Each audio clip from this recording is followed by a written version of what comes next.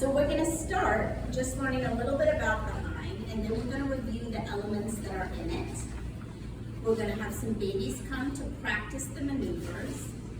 And remember that these babies have donated their time to us. It's very important we don't comment on anything we see on the babies. They're being very generous to be here. Some have atypical development, some are typically developing. But what we're doing is just practicing, really understanding how to do the maneuvers. I'll remind you before they come, but we just want to make sure that the questions you're asking are, is my hand in the right place? Is this the way the baby should be sitting? Not commenting on, oh, this feels tight, or look, her hand is not open, but instead just about learning the maneuvers while the babies are here. We will review what we saw after they leave, because it's really for us to learn, and they're donating that time to do that.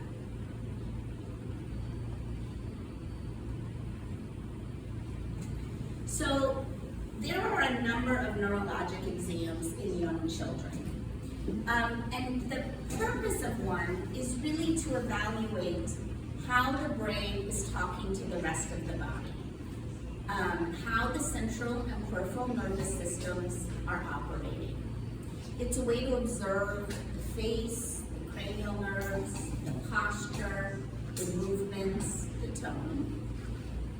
We're going to test these things by performing actions that elicit the movements.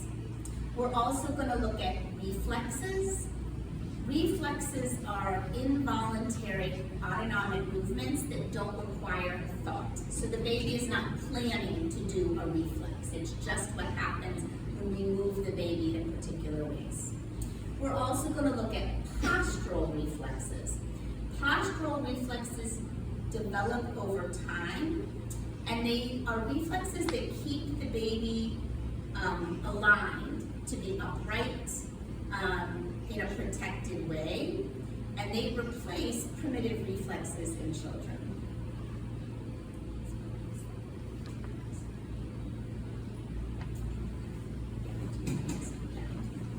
So why do we use a standardized neurologic exam? As neurologists, many of Betsy and my colleagues think there's something very magic about their hands that allows them to do a detailed neurologic exam that tells everything about a baby. And I do think we do a pretty good job. But by using a standardized neurologic exam, we can all communicate with each other. An exam can support a diagnosis, help us understand why we're seeing what we're seeing in the motor function, help us to define prognosis or talk about what's going to happen in the future. It's not precise, and we'll talk about that after we learn the tool. It can monitor the longitudinal or long-term history in a disease and document long-term effects of intervention. What does it not do? And we're going to say this a bunch of times this morning. It does not constitute a diagnosis in and of itself. There is not a score on the HINE that says this child has cerebral palsy. It's just looking at how the brain is talking to the body. And if there is, there's an abnormality there. But that abnormality can come from many different things.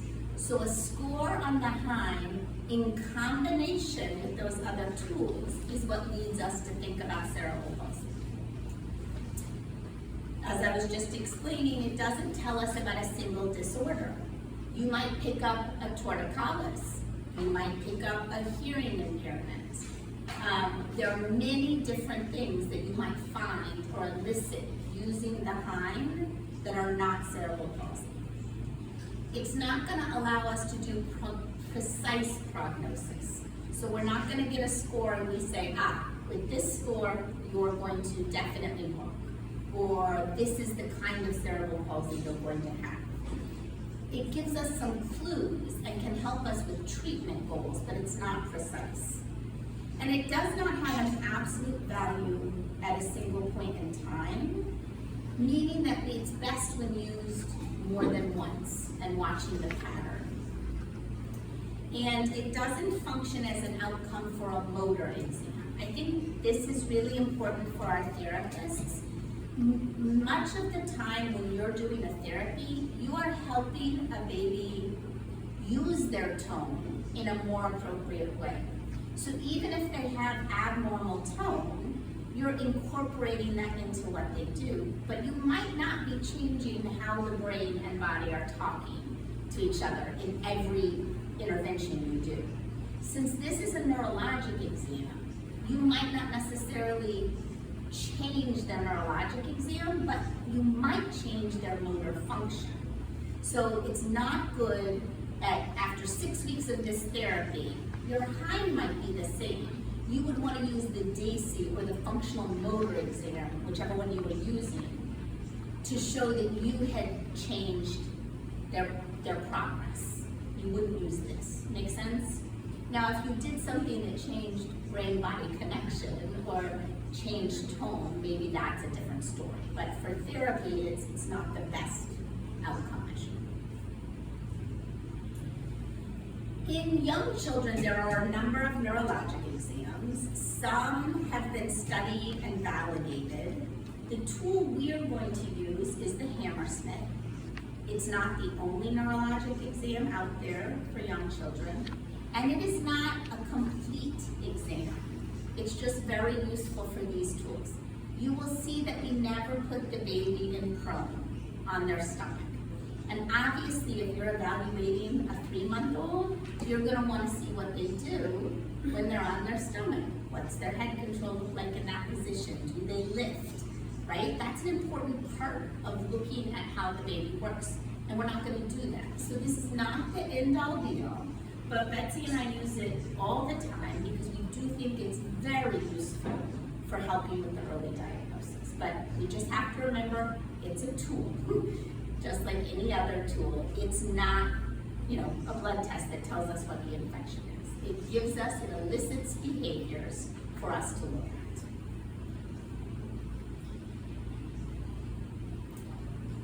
So remember, when we're diagnosing cerebral palsy, and as we've talked about, a disorder of movement and sensation causing activity limitations due to non-progressive disturbances that happened in the neonatal period. We need our clinical history. We need the detailed neurologic exam, that's this. You need your motor function exam, that's the DAISY or something else. If you have it, you need the neuroimaging. You also might be thinking about biomarkers like the general movements. You might be thinking about genetic evaluations.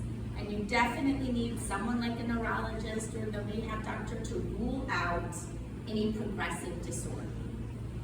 This is just one component. In the end, you're going to be tired of me saying it, but we do know there are people who are starting to use the HINE cutoff to say this is CP. So that's why we say it so many times, that we want to make sure you know it by itself is not the answer. One tool. All right, now that I've given you 5,000 caveats, let's learn this good example. So the HINE is standardized and scorable. That's why it's useful. Clinical evaluation that you can use between 2 and 24 months. There are 26 items.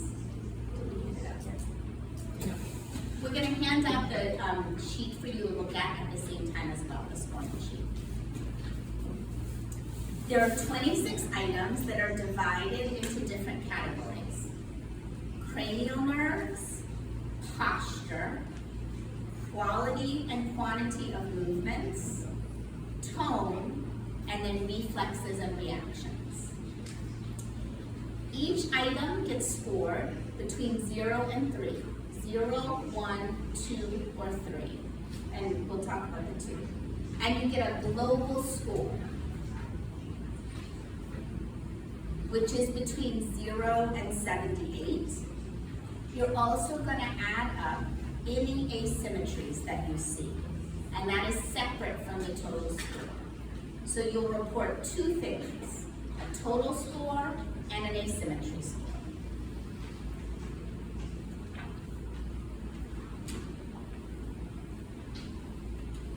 That's what you keep.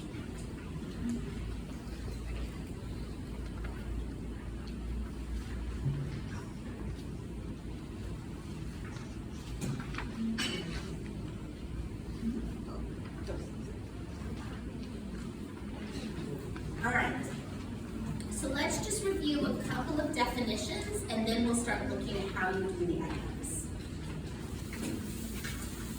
Remember when Betsy was talking about cerebral palsy yesterday? We talked about tone, which is the resistance of the muscles to active or passive stretch, or the overall stiffness of the muscles. So we're going to be looking at that in our evaluation. Strength is the amount of force a muscle can produce, not how loose it is or how much resistance it has. And as Betsy reminded you, you can have high tone and be strong or weak, and you can have low tone and be strong or weak. We're not going to test strength so much on this evaluation. We're really looking more at the tone and sometimes the range of motion, which is the extent to which a part of the body can move around a joint.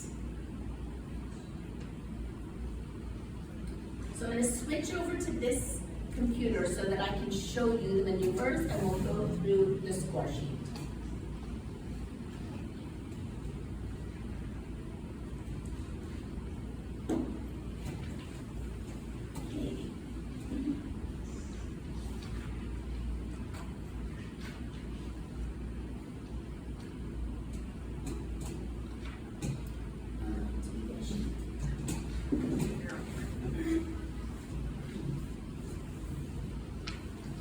So inevitably, you're going to ask some questions about scoring as we're doing this, but we're really going to talk about scoring after.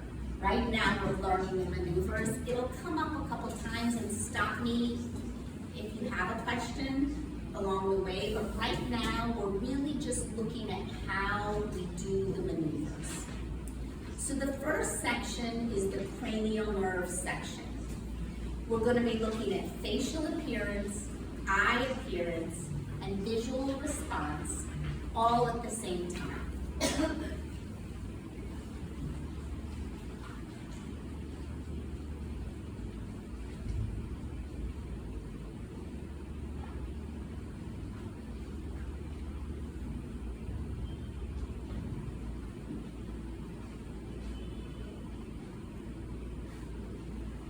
So using, in that situation, a target, it was a mirror at the end of the reflex hammer.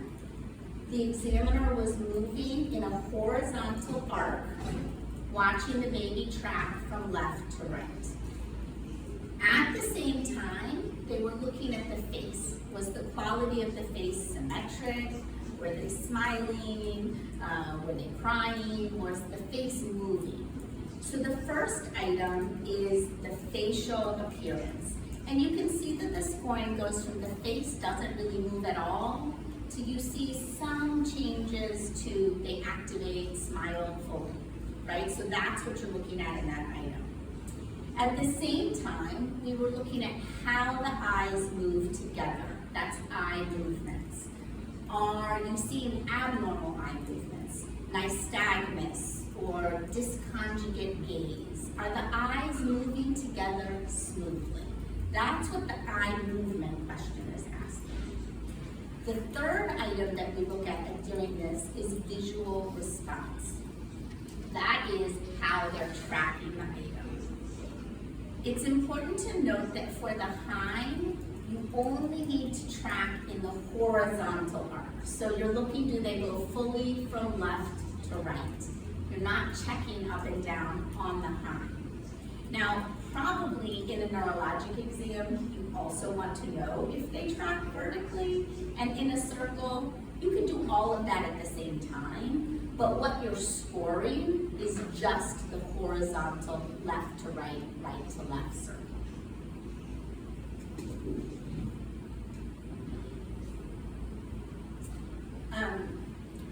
It's going to take us quite a bit of time to do these items going one at a time.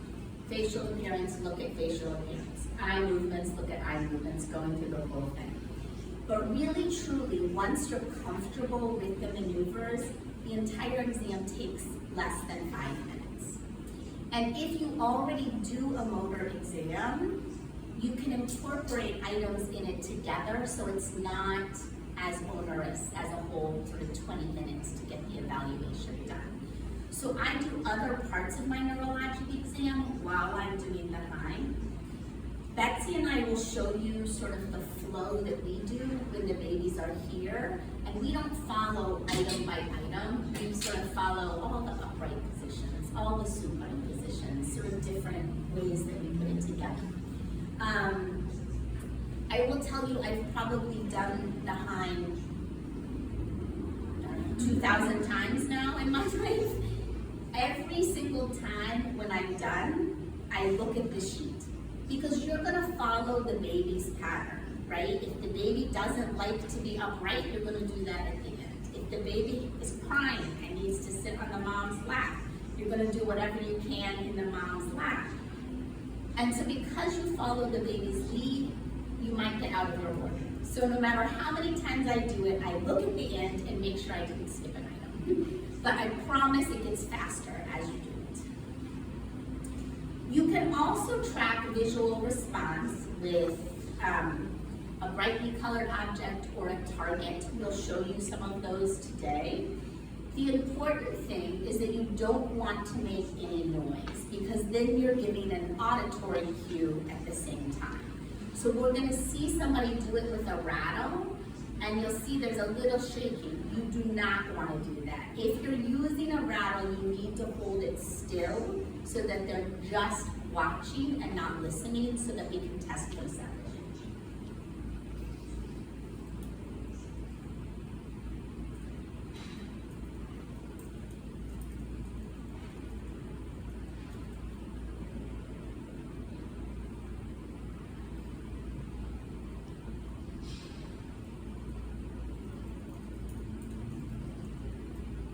So catching the view, where the baby is looking, and then smoothly going from one side to the other. And you see that when we talk about the scoring, we're looking for how completely they go through that arc. The next response that we're going to look at in the cranial nerves is the auditory response. This does not take the place of a full audiologic exam if we have concerns for hearing, but it's important for us to check. And we have noticed kids on this evaluation that we've then sent for hearing tests where they did have hearing problems. So it can pick it up, but it's not as detailed, it's not a definitive audiology evaluation. If the baby is older than 6 months, you really need to be behind the baby when you do this evaluation so that they, the same as the visual response, they only hear the sound. They can't track your hand to where the sound is going. If they're under 6 months, you can usually use your hand and they're not able to both track to the sound. So if they're lying in front, you can just shake on the side. You're looking for any response for this. So a startle is a response. Quieting of the body is a response. Turning to the side are all responses. You might get an asymmetric response. So the baby might startle when you make the noise on the left, but turn to look at it when you make the noise on the right. If that happens, you would say, I got a response on both sides, but I have an asymmetry. And so you would count an asymmetry. And if you look at the scoring, you'll see that the 1 has an asymmetric response. So we would score, yes, we got a response, it was asymmetric, and I got an asymmetry. We'll talk about that further, I just want you to sort of get a feel for it. So let's watch that part of the evaluation.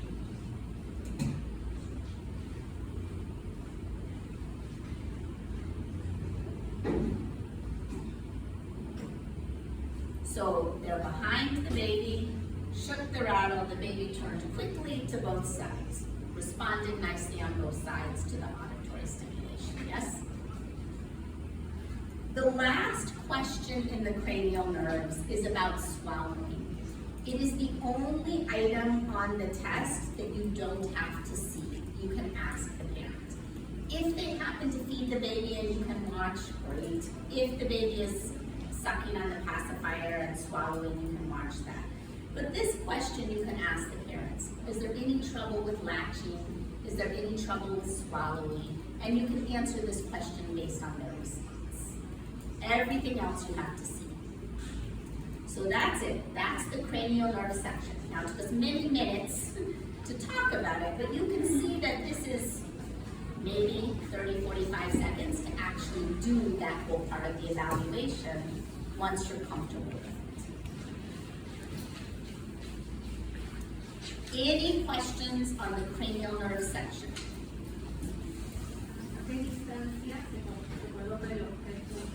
Oh, no. She can't translate it. ¿A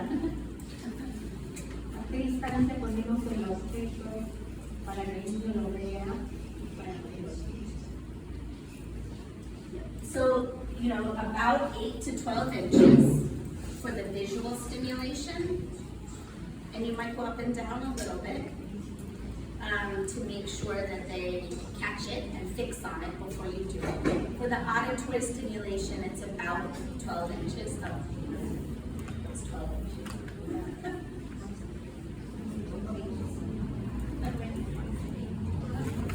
It's 18. 13. Okay. 30. 30. Okay. Okay? Other questions on the cranial nerves? All right, the next section is posture. And you see there are 6 items, but you can get almost all of this watching the baby in sitting or supported sitting. So even though it's many items, and we're gonna talk about it slowly, this whole item, all these items can be done in about 30 seconds. We're okay? Questions?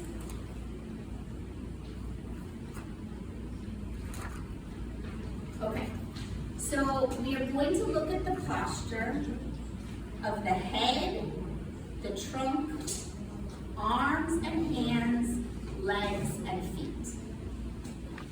The first piece is how well they hold up their head and how straight their trunk is.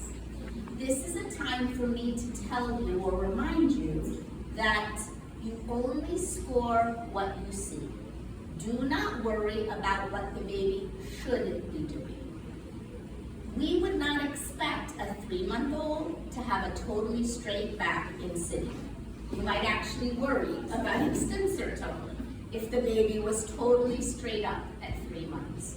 So it's okay if the baby has a 1, which is a slightly rounded back, or even a markedly rounded back, a 0. Just score what you see. At the end, the optimality cutoffs that we will show you, those vary by age. So for the test, just score whatever they're doing, and how we compare it is based on ages.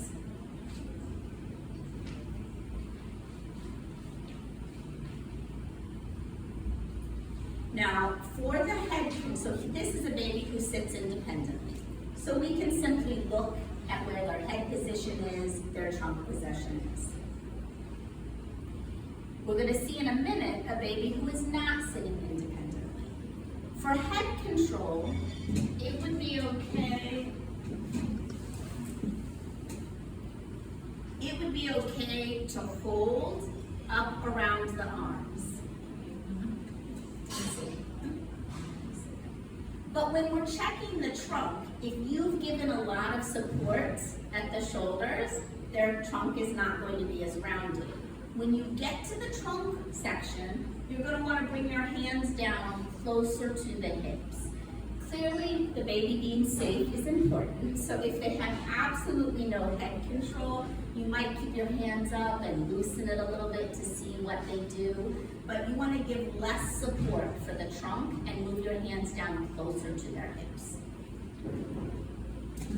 For the arms, we are looking at internal or external rotation or any pathological posturing, like a hemiplegia, like dystonic posturing or anything like that. Many of our premature babies or our cardiac babies that some of you mentioned you see in follow-up have a lot of shoulder retraction, yes, to keep if they have respiratory problems, to keep, we think, their lungs a little more open. The arms are not asking about shoulder retraction. This is another example where that's something you might note and you might want to help the baby with or work on, but it's not going to change your score on the HINE. We're looking for internal or external rotation when you're scoring arms. For hands, we're looking at, are they open or fisted, and are the thumbs open or adducted?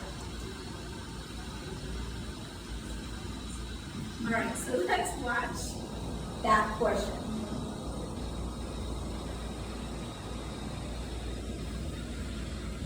So this baby has a toy. This is real life. We don't want the baby screaming at us. But you can see, even with the toy, as they move it back and forth, the arms are in a pretty neutral position, and the hands are nice and open. Let's look again at that portion.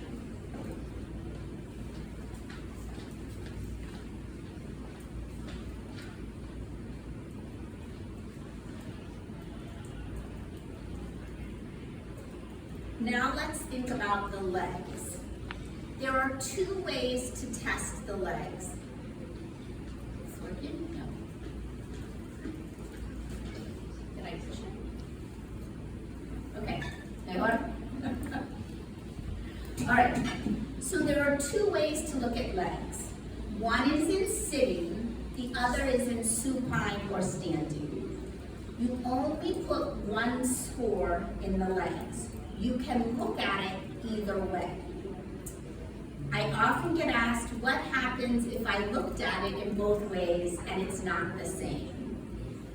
Because we use this to make sure we can pick up any child we're worried about, our practice is to always score the worst, because I don't want to miss anybody.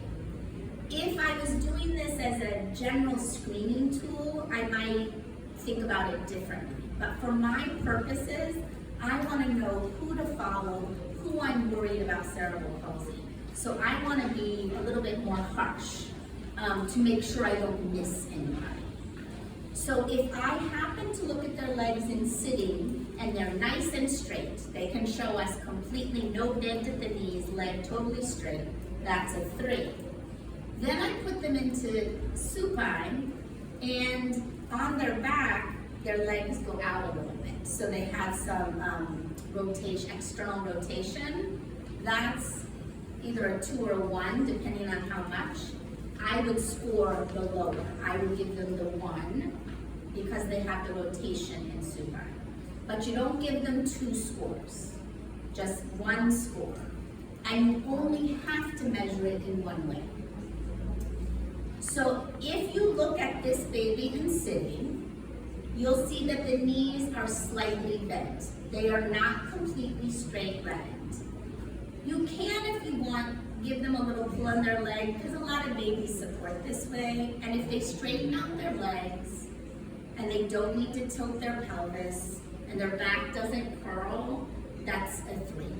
But if they need to keep their knees slightly bent in order to maintain a straight pelvis and a straight back, then that's going to be either the 2 or the 1 based on how much they're bending their knees.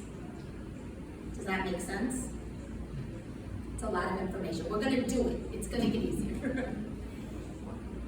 So you see that they scored this child as a 1. The back is straight, but the knees are bent about 15 to 20 degrees. And they say it looks the same on both legs. Then we're gonna look at the feet.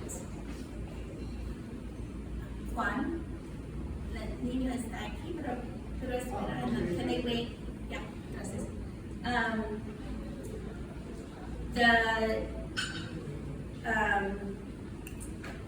Feet is, we're looking for, are they in a central position? Are they internally or externally rotated? If you look right now, the feet look externally rotated, but that's because the legs are externally rotated. We want to make sure that we're comparing the feet to the leg, and you see the foot is actually in line with the leg. Does that make sense? The other way to look at their feet is in standing. Are they curling their two toes? Are they up on tiptoes? So that's the other way you can evaluate their legs. So let's look a little bit more. Then I'm going to show you what we mean about the feet and sitting.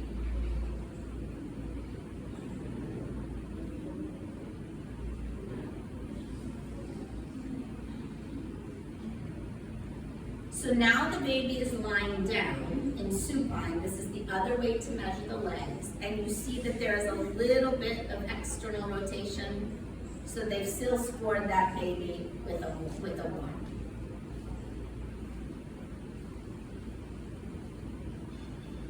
See that little bit of external rotation at the hips?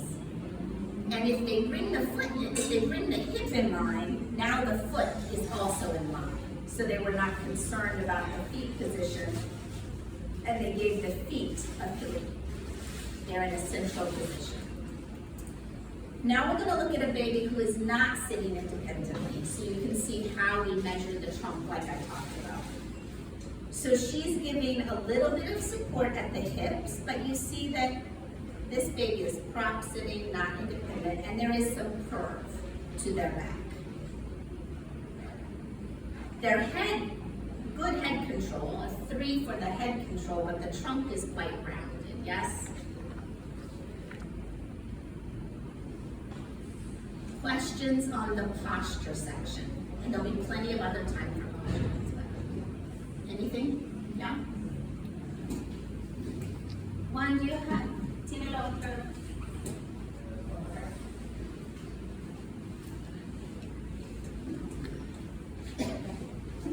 A ver, the posture.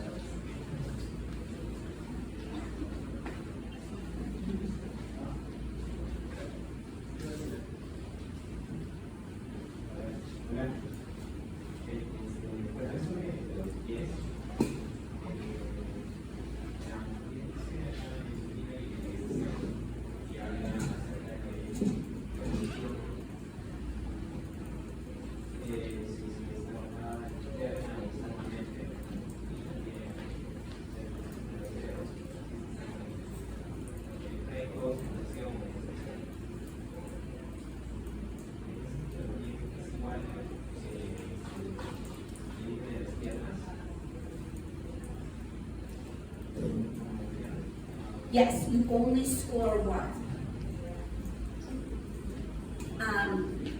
It has been my experience that in standing, we often get babies who get up on their tiptoes or curl their toes, even though the foot is aligned when they're laying down. So I usually check the feet in standing, but you can do either one. One of the things Betsy and I were talking about yesterday is 1 point on or off this is not going to change what you think about the baby.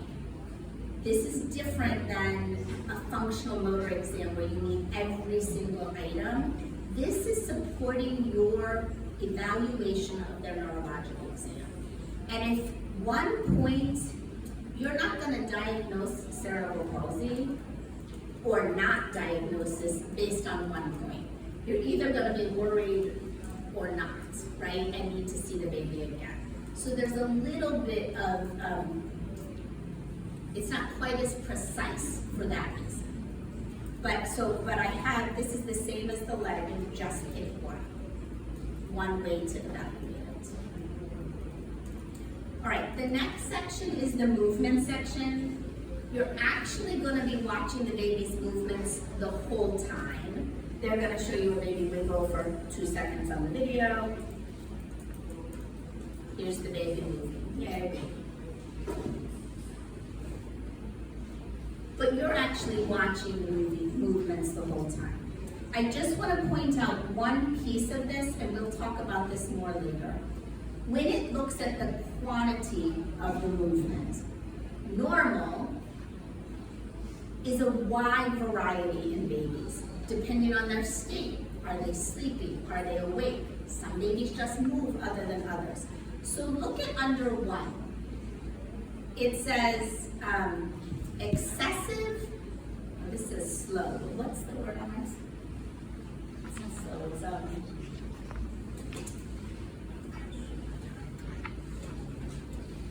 these words are extreme. Sluggish. In English, it's sluggish. It's even more than slow. Yours, I think, just as slow. But it's this is a very excessive movement. That's a lot of movement. And sluggish, they're barely moving at all. So to get a 1 in movements, it has to be noticeable. The normal is a very wide range of movements, okay? So I just wanted to point that one out. And then a 0 is not moving at all. Minimal movement, so that's pretty extreme. The quality of movements, normal, 1 is a little bit jerky, and then a 0 is anything pathologic that you see. That would bring them down to a 0. And remember, you could have an asymmetry. One side might have posturing and no movement, while the other side is moving freely. So you could mark an asymmetry, and we'll talk about how to do that. All right, the next section is the tone section. So for some of these, we're looking at movement around the joint, and at some of this, we're really looking at the resistance to the movement. For most of these, the pictures are very helpful, but for this top one, the scarf sign, I don't think the picture is helpful, so I'm going to demonstrate on the dog. Okay, so if we divide the body into 6 pieces, so we have outside the axilla on both sides, right? Then we have between the axilla and the mid-clavicular on both sides. Then in this middle area, we have between the mid-clavicular to the midline and between the midline to the mid-clavicular. So you see we have 6 components.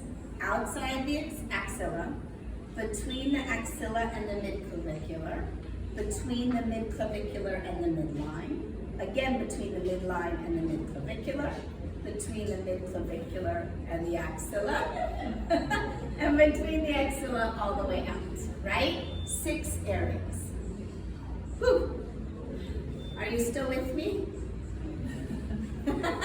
Okay, so if the baby cannot get past the axilla, this is 0. The baby is very tight at that joint. If the baby can go all the way to the other axilla, this baby is very loose, right? This is also a 0.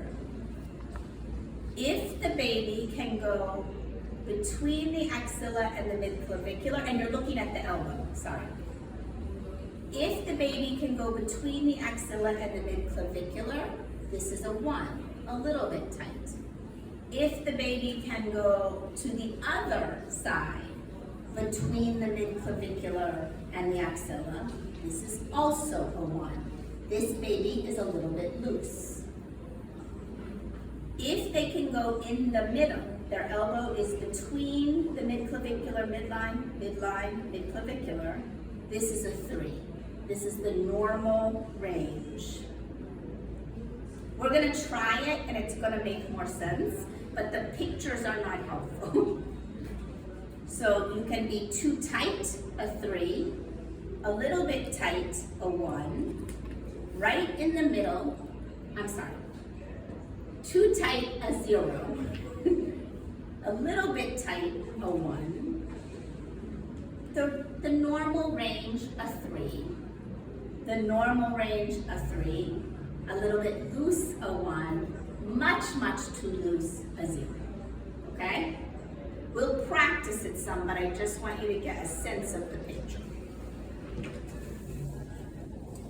For all of these movements, you want to take about a second to move the baby into position.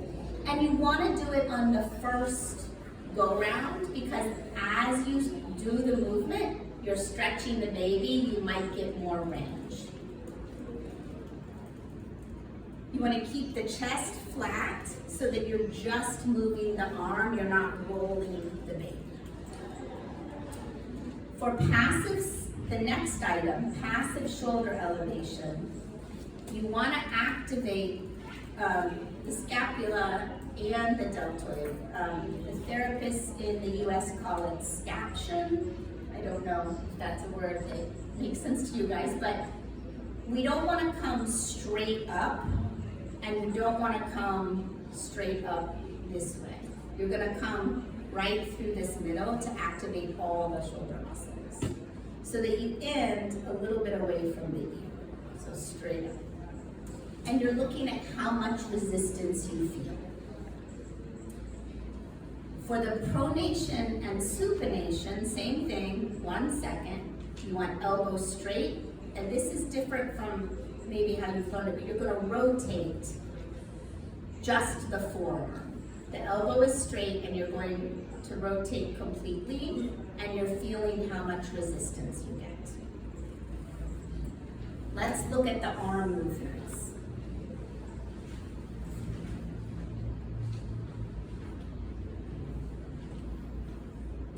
So keeping the body straight, pulling about 1 second to bring the elbow across the body.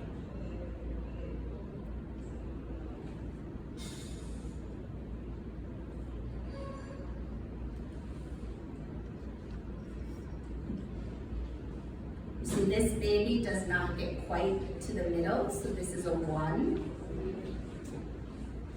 This side, they get to the middle, that was a 3.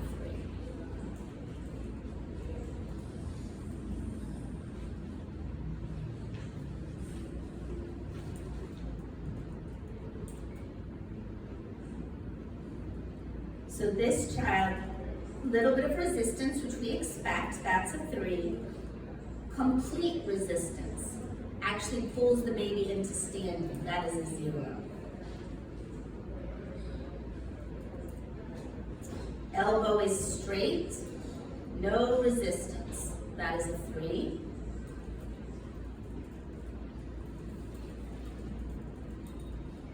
All right. Now let's look at those same tone movements in the legs.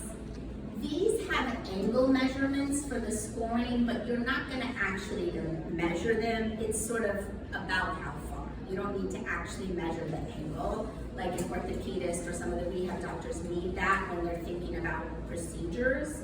But for this tool, it's just showing you the range that you would expect the movement to be in. The first movement is the adductors. You need the legs to be in line with the trunk, so they need to be flat. If it's a baby who is very resistant to being away from the mom and you cannot lay them on the mat and you need to do it in the lap, you still need to make sure the legs are in line with the body, that they're straight. Because if you have bent the hips a little bit, you're going to get a different angle. So legs need to be straight. 1 second, hands on knees, legs straight. 1 second movement until you get to the first catch, or R1. For popliteal angles, we're going to show you again on the baby. You're going to bend their knees so that they're just to the side of the baby, and you're going to use your thumb. Just your thumb should be enough to straighten out the leg, and you're going to measure that angle. Again, just as 1 second. And you do both legs at the same time so that you can compare if you feel any differences. For dorsiflexion of the ankles, you're going to use your whole palm to push, because if you use just your finger, you'll get the plantar reflex and they'll curl their toes. So you want to use your whole palm. The angle you're measuring is this angle. It's not this angle. So different tools do that differently, so just make sure you're measuring this angle. We'll talk about the scoring of it later. So let's watch those tone movements.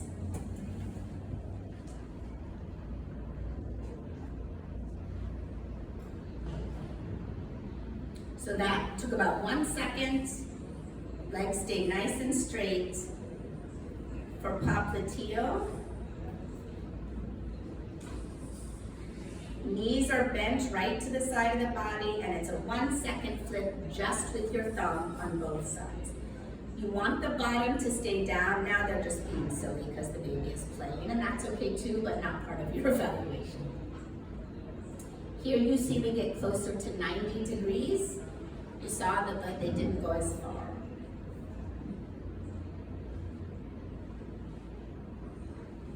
Using the whole hand and a quick 1 second flip of the ankle, you're measuring that upper angle. Now notice this baby keeps plantar flexing, so the provider elicits a Babinski reflex to try to relax the muscles and then tries again.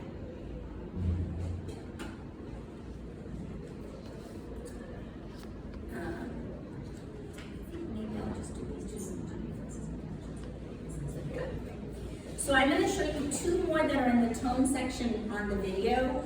The reflex and reaction section will show you with the babies since they're here. Juan, los dos. Solamente uno. Okay. Okay. So we'll do it. So for pull to sit, this is a maneuver you do. It's really important, I think, to tell the parents that this is not an exercise for them to do. We, at least in the United States, we've been having a lot of pediatricians telling the parents that pull to sit is a good exercise to do with the baby. So you need to make sure they know we're testing this, we're looking at it, but it's not something they should be practicing necessarily, because you can, if you're not doing it right, you can hurt the baby's arms, you can pull out the joints, right? So again, for the babies, you want to stabilize on the forearm. If it's someone you know has a very loose tone already and a lot of head lag, it's okay to hold a little bit further up. But you're going to do pull to sit. And for this one, you're looking at how much head lag they have.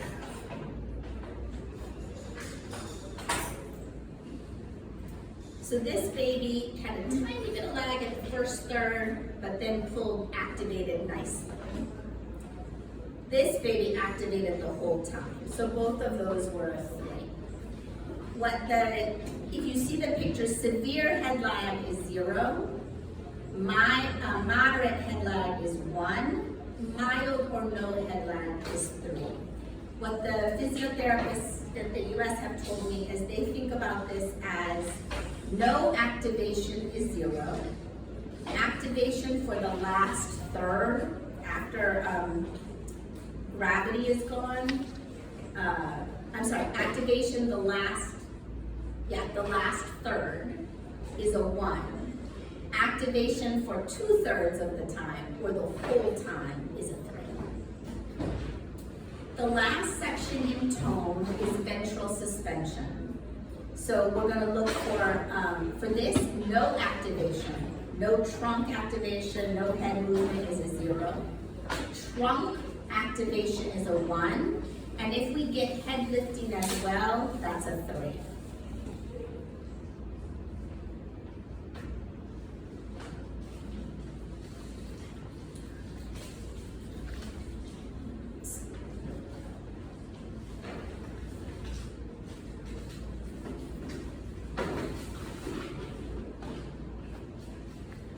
All right, questions on the tone section?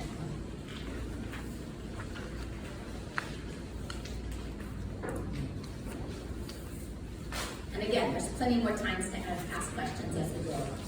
And we're going to watch some abnormals as well, so you can see the difference when we talk about scoring.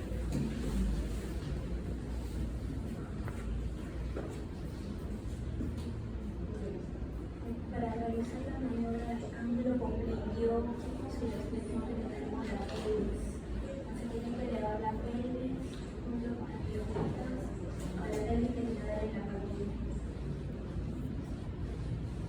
Pelvis flat, pelvis straight. We want the bottom down as much as can be. And for this reason, the legs will come a little bit to the side to help you do that. We'll show you with the babies.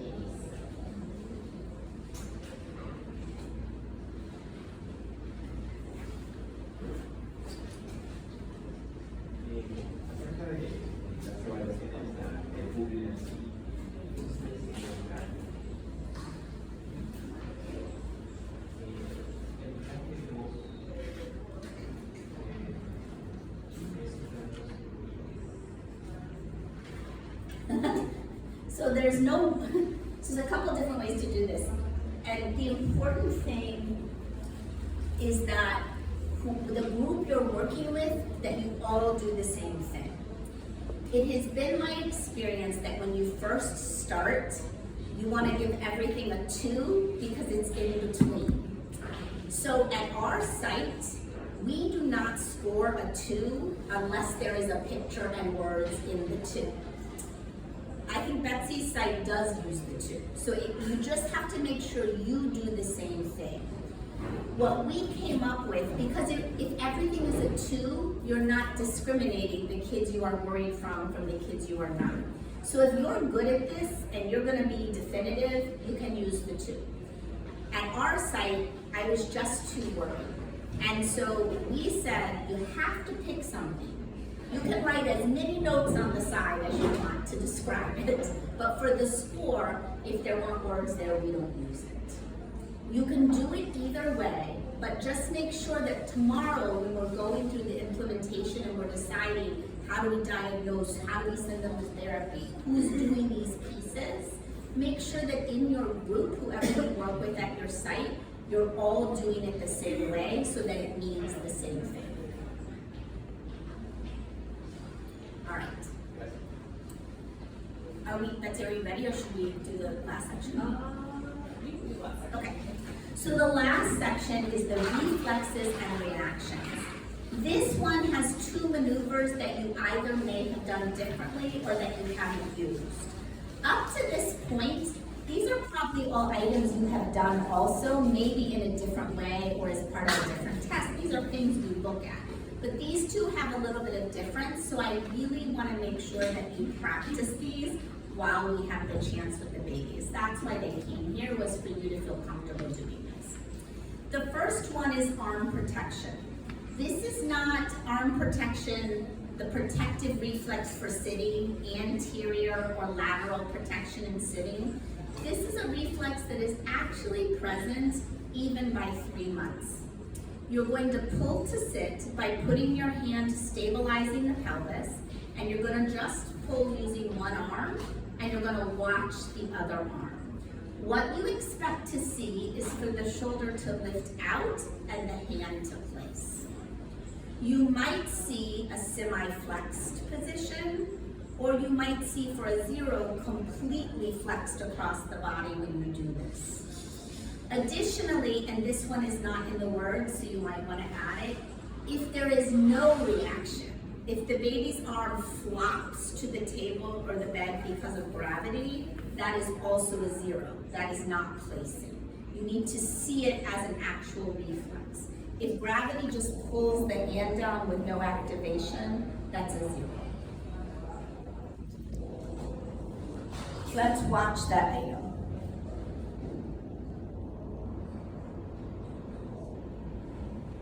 Stabilize the pelvis, use one arm, and you see the other arm places. Shoulder out places. Shoulder out places. Hand is fisted, that's okay. This baby is older, beautiful places, and then tries to roll. All right, we'll talk through the technique for doing it, but I want you to see it. The next one is vertical suspension. You're gonna dangle the baby and watch to see if they kick. If they don't kick, you can give a little stimulation, tickle on the feet. Do not try to elicit the parachute or have them place on the ground. This is about half. Okay? And do you want to, I take half of them right here and then Yeah. Do it around. Okay, so do the Yes, line. fine. Okay.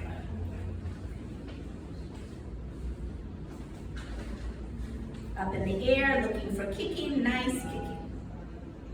You can look for differences between the two legs.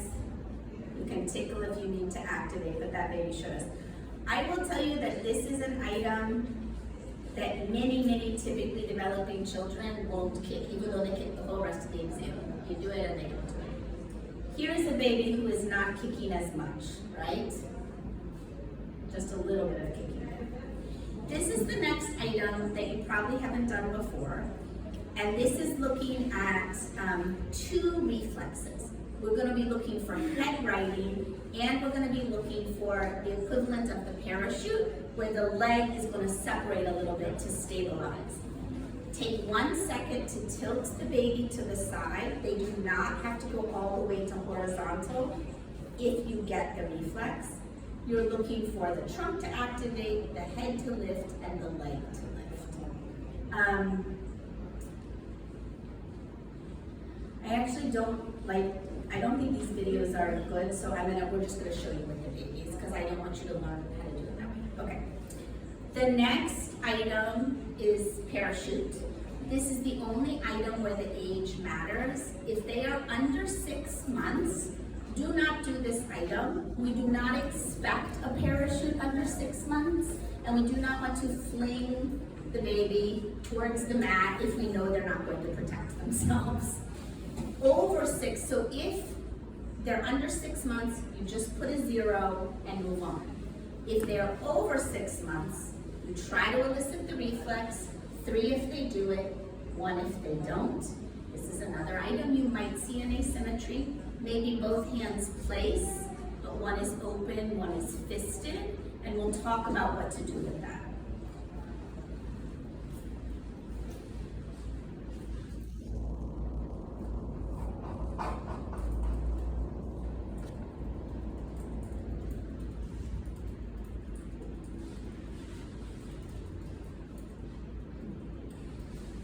The last part of the exam is tendon reflexes. If you are a physician and you are used to eliciting tendon reflexes, we'll show you the way that's recommended by the HINE, but do it however it works for you. If you are a therapist who has never done tendon reflexes before, this is something to practice today to get comfortable, and then go do it on a bunch of grown-ups, because grown-ups are usually easier, and then come back to doing it on the babies. I will tell you that 0, not getting a reflex, is very uncommon unless you have a specific type of disease or a surgery. So especially as you're starting, if you get a 0, it is probably user error that you have. So this is one to practice. We'll talk about the scoring for this as we do it. But essentially, you're going to do either bicep or brachioradialis, patella, and Achilles. And you will have a score. You can score an asymmetry by side, but not up and down, even if you see a difference. This maneuver, tapping on the third finger, is second finger is what's recommended during the HINE, but we'll show you, and if you have a way that works, you don't need to change.